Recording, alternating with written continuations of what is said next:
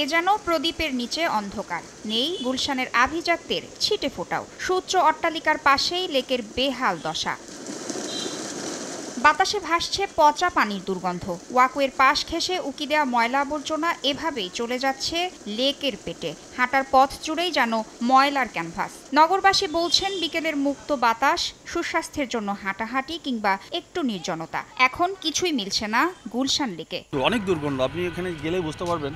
ওই কর্নারে যেতে হলে আপনাকে অবশ্যই নাক বন্ধ করে যেতে হবে। অনেক সময় গন্ধে বমিও আসে, মাছ পচা যায়, তারপরে অনেকে ময়লা ফালায়, অনেকে পচা জিনিস ফালায়, এই জন্য তো বিচ্ছিরি গন্ধ হয়ে যায়। লেকের পচা পানি ও ময়লা আবর্জনায় গুলশান লেক এখন মশার প্রজনন ক্ষেত্র। নেই নিয়মিত ময়লা পরিষ্কারের উদ্যোগ, ড্রেনেজ ব্যবস্থাও নড়বড়ে। নগর ভবনে বারবার ধর্ণা দিয়েও প্রতিকার মিলছে না বলে অভিযোগ নগরবাসীর। পথ দিয়ে যাইতে আসতে যখন দেখি যে এরকম নোংরা পরিবেশ আমাদের জন্য খুব অস্বস্তিকর। ময়লা আবর্জনের জন্য মাছ থাকে না, পানি যদি ভালো থাকতো মাছ উৎপাদন আরো বেশি হতো। আমরা চাই এগুলা যেন সবাই যেন সতর্ক হোক।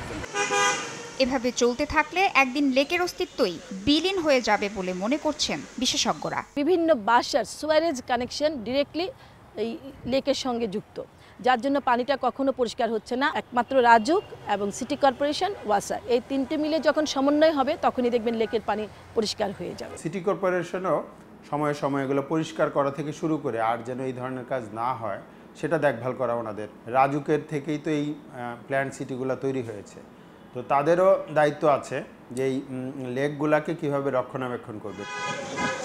2025-26 অর্থ বছরের বাজেটে ঢাকা উত্তর সিটি কর্পোরেশনের খাল পরিষ্কার কার্যক্রমে 35 কোটি টাকা বরাদ্দ দিয়েছে, যদিও গুলশান লেক পরিষ্কারে নির্দিষ্ট কোনো বাজেট রাখা হয়নি। এই ক্রাইসিসগুলো আমরা পাই, ধরেন সকালবেলা 8টার মধ্যে পুরো শহরটাকে আমরা ঝাড়ু টাড়ু দিয়ে পরিষ্কার করি, 12টা বাজার আগেই পুরো শহরের মধ্যে পলিথিন, কাগজ, ময়লা রাস্তার মধ্যে করছে। সুতরাং আমরা আমাদের কাজের সাথে তো আমরা নাগরিকরা যখন এই কাজগুলো নিজেরা একটুখানি ময়লাটা কম করবেন তাহলে ভালো হয়। আবর্জনায় ঢাকা এই জলাশয় শহরের হৃদয়ে যেন বিষ ঠেলে দিচ্ছে। তাই প্রশ্ন উঠেছে, এই শহর কি সত্যি বাসযোগ্য আছে নাকি অভ্যস্ত হয়ে পথ চলা নিত্যদিন? প্রতিদিন এই লেকের ধার দিয়ে হেঁটে চলাচল করেন শত শত মানুষ, কিন্তু সেই চলার পথে বাধা হয়ে দাঁড়িয়েছে এখানকার ময়লা, দুর্গন্ধ আর অব্যবস্থাপনা। শুধু সৌন্দর্য রক্ষার খাতিরেই নয়, বরং পরিবেশ রক্ষার তাগিদেই এখন দরকার নিয়মিত তদারকি আর বাস্তবমুখী পদক্ষেপ। তাসনিয়া নিশাত মিম, সময় সংবাদ, ঢাকা।